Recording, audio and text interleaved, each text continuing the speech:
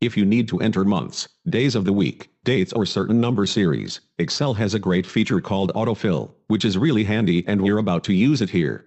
We need to put in the first 6 months in row 1 here, starting with January.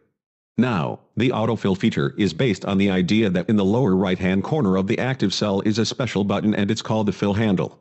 Notice, when I slide the mouse over the lower right-hand corner, the mouse pointer becomes a thin plus, sometimes called crosshairs.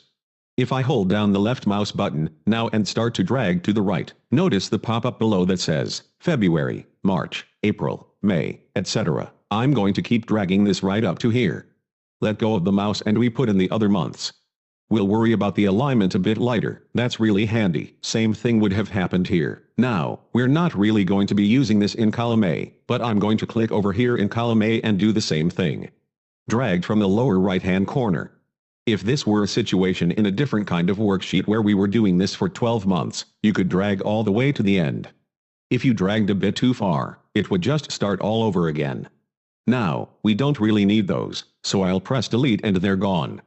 Now, alternately and working in the same way, if we start with abbreviations, now, you can start with any month actually, typically, you would start with January or JAN. We can drag across here using the fill handle and I dragged a bit farther this way, so it went into July.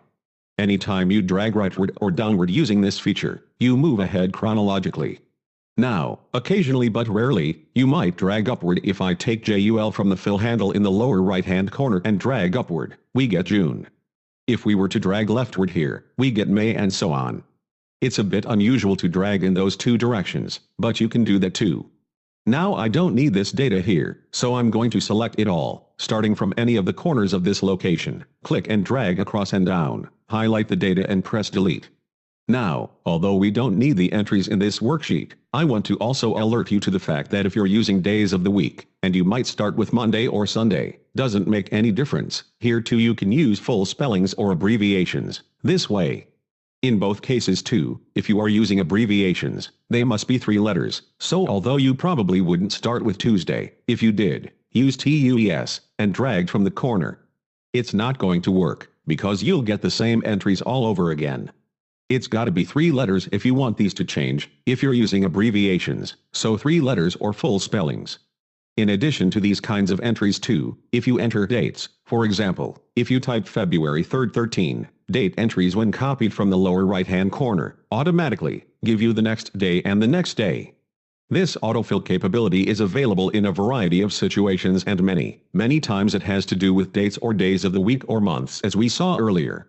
And also handy at times, although not in this worksheet, if you wanted to create a series say, 5, 10, 15 or 1, 2, 3, something like that, you can create 2 entries.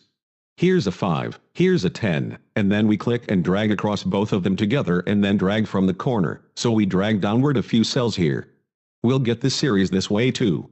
If we had dragged upward, if we had room, we get 0 and then -5 and so on.